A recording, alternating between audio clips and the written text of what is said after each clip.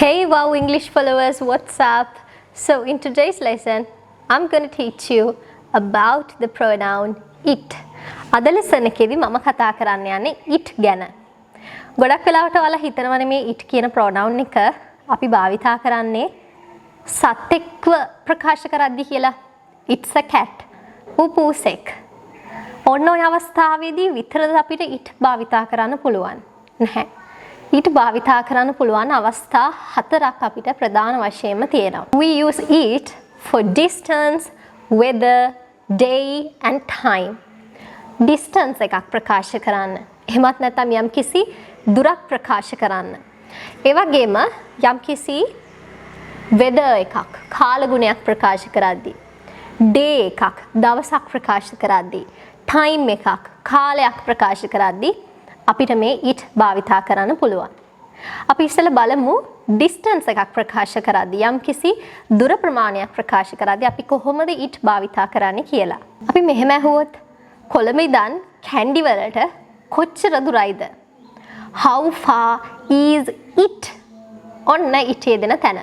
How far is it? How far is it from Colombo to Kandy? How far is it from Colombo to Kandy? How far is it from Colombo to Kandy? Colombo ඉඳලා Kandy වලට කොළඹ ඉඳලා නුවර දක්වා කොච්චර දුරයිද? How far is it?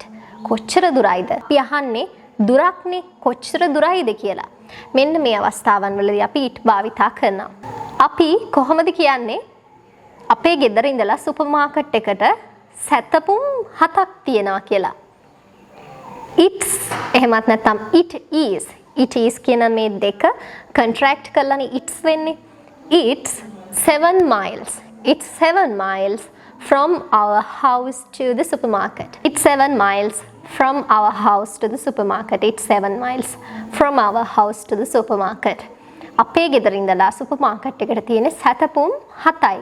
එතනත් යම් කිසි දුර ප්‍රමාණයක් ගැනනේ කතා කරන්නේ. ඒ නිසා වන්න it use කරලා තියෙනවා. It's a long way from Jaffna to Colombo. It's a long way. It's කියන්නේ it is. It is a long way from Jaffna to Colombo. ගොඩක් දුර තියෙනවා යාපනයේ ඉඳන් කොළඹට.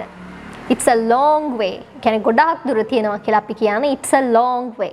It's a long way from Jaffna to Colombo. ඊගාවට අපි weather එකක් ප්‍රකාශ කරද්දී කාල ගුණයක් ප්‍රකාශ කරද්දී it use කරනවා.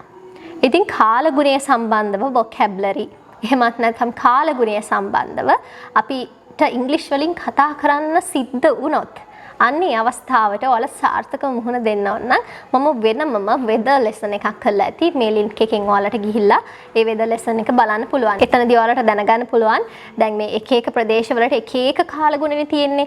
මෙන්න මේ හැම කාල ගුණයක් ගැනම කොහොමද අපි හරි විදියට කතා කරන්නේ කියන එක ඒ lesson එකේදී ඔයාලට ඉගෙන ගන්න පුළුවන්. ඉතින් අවශ්‍ය නම් ඔයාලට පුළුවන් ඒ link එකෙන් ගිහිල්ලා ඒ වීඩියෝ එක බලන්න. description box එකෙත් ඒ link එක ඔයාලට පෙනේ. හරි අපි දැන් කිව්වනේ weather එක ප්‍රකාශ කරද්දී අපි it භාවිතා කරනවා කියලා. කොහොමද අපි it use කරලා sentences ගොඩනගා ගන්න මේ weather එක ප්‍රකාශ කරද්දී? It rains a lot here. It rains a lot here. මෙහෙට ගොඩක් වහිනවා. It rains a lot here. It's a nice day today. It's a nice day today. අද දවස හරි හොඳ දවසක්. ඒ කියන්නේ ගොඩාක් රස්නෙත් නැති ගොඩාක් වහින්නෙත් නැති දවස් තියෙනවානේ. හරි සෞම්‍ය දේශ ගුණයක් තියෙන්නේ අන්න ඒ වගේ වෙලාවකට ඔයාලට කියන්න පුළුවන් it's a nice day today. අද දවස හරි හොඳයි. It's a nice day today. It's raining. වහිනවා. It's raining. It's thundering. හසගොරවනවා. It's thundering. It's snowing. It's snowing. හිම වැටෙනවා. මේ it's කියන්නේ it is එක මතක තියාගන්න. ඉතින් මෙන්න මේ වගේ වහිනවා පායනවා හිම වැටෙනවා ඔය වගේ ඕනම කාල ගුණය සම්බන්ධව යම් කිසි දෙයක් ප්‍රකාශ කරද්දී අපිට it භාවිතා කරන්න පුළුවන්. ඒ වගේම අපි it භාවිතා කරනවා day එකක් දවසක් ප්‍රකාශ කිරීම සඳහා. අපි examples කීපයක් බලමු. What day is it? What day is it? අද දවස කවද්ද? What day is it? It's Sunday. It is Sunday. අද ඉරිදා. It is Sunday. It's my birthday today. it's my birthday today. අද මගේ birthday එක. It's my birthday today. ඉතින් මෙන්න මේ විදිහට අර දවස් ප්‍රකාශ කරන අවස්ථාවන් වලදීත් අපිට it භාවිතා කරන්න පුළුවන්. ඒ වගේම අවසාන අවස්ථාව time එකක් ප්‍රකාශ කරද්දී කාලයක් ප්‍රකාශ කරද්දීත් අපි it භාවිතා කරනවා. For example, what time is it? What time is it? වෙලාව කීයද? What time is it? It's 8:30. අට පහු වෙලා පැය භාගයයි. එහෙමත් නැත්නම් අට පහු වෙලා විනාඩි 30යි. It's 8:30. It's late today. අද පරක්කුයි. It's late today. මේකේ අනිත් පැත්ත මොකද්ද? අද වේලාසනින් කියලා අපි කොහොමද කියන්නේ? It's early today. It's early today. It's late today. It's early today. හරි. දැන් අපි බැලුවා අපි මොන වගේ අවස්ථාවන් වලදීද it භාවිතා කරන්නේ කියලා. ඉතින් අපි කතා කරා distance එකක් ප්‍රකාශ කරද්දී, weather එකක් ප්‍රකාශ කරද්දී, time එකක් සහ day එකක් ප්‍රකාශ කරද්දී අපි මේ it භාවිතා කරලා තියෙනවා. අපි දැන් බලමු it යෙදලා තියෙන වාක්‍යයක්. ඒ වාක්‍ය කොහොමද අපි නෙගටිව් එකක් බාටපත් කරන්නේ? එහෙමත් නැත්නම් කොහොමද අපි question form එකක් බාටපත් කරගන්නේ කියලා. It's a nice day today. අද දවස හරි හොඳ දවසක් කියන මේ example sentence එක ගන්න. It's a nice day today. අද හොඳ දවසක්. අද හොඳ දවසක් නෙවෙයි. It isn't a nice day today. It isn't a nice day today. It is කියන එකට not එකතු කරන්න විතරයි මෙතනදී තියෙන්නේ. It is not a nice day today කියන එක තමයි it isn't a nice day today කියලා කියන්නේ. අර is not කියන දෙක කෙටි කරාම contract කරාම තමයි isn't වෙන්නේ. It isn't a nice day today. අද හොඳ දවසක්ද? Is it a nice day today? Is it a nice day today? මෙතනදී is මුලට අරගන්නවා. ඊට පස්සේ අපි ඊට භාවිතා කරලා තියෙනවා. Is it a nice day today? අද හොඳ දවසක්ද? අද හොඳ දවසක් නෙමෙයිද කියලා අහන්නේ කොහොමද එහෙනම්? Isn't, is not දෙකම මුලට ගන්න ඕන. Negative question එක නිසා අද හොඳ දවසක් නෙමෙයිද කියලානේ අපි අහන්නේ. නේද? ඒ නිසා isn't it a nice day today? Isn't it a nice day today? Isn't it a nice day today? අද හොඳ දවසක් නෙමෙයිද? මේ එක්සැම්පල් එකේදී අපි දෙගොල්ලම එකපාරටම ප්‍රැක්ටිස් කරමු. It's Sunday. It's Sunday. It's not Sunday. It's not Sunday. Is it Sunday? Is it Sunday? Isn't it Sunday? Isn't it Sunday? මම හිතනවා ඔයාලට පැහැදිලි වෙන්නේ නැති කියලා මම ආයේ එක්සැම්පල් එක පැහැදිලි කරන්න ඕන නැහැ. ඇයි මෙතන is ගත්තේ මුලට isn't ගත්තේ? ඇයි ඕවා කතා කරන්න ඕනේ නැහැ. මොකද මම පහුගිය lesson series එක පටන් ගත්ත දවසේ ඉඳන්ම ඇයි අපි මේක මුලට ගන්නෙ? ඇයි අපි මේක මුලට ගන්නෙ කියන දේ ගැන කතා කරා. දැන් ඔයාලට මන්ත්‍රය වගේ එක සමහර විට පාඩම් වෙලා ඇති. මුල ඉඳන්ම මේ series එක බලපු කෙනෙක් නම් ඉතින් කවුරු හරි මේ series එකේ එක lesson එකක් හරි මග ඇරලා තියෙනවා නම් ඒ lesson එක බලන්න. මොකද ඔයාලට beginner කෙනෙක් විදියට මේ lesson series එක ගොඩාක්ම helpful වෙයි. It's a long way from here to Colombo. ගොඩක් දුර තියෙනවා මෙහි ඉඳන් කොළඹට. It's a long way from here to Colombo. It isn't a long way from here to Colombo. It isn't a long way from here to Colombo.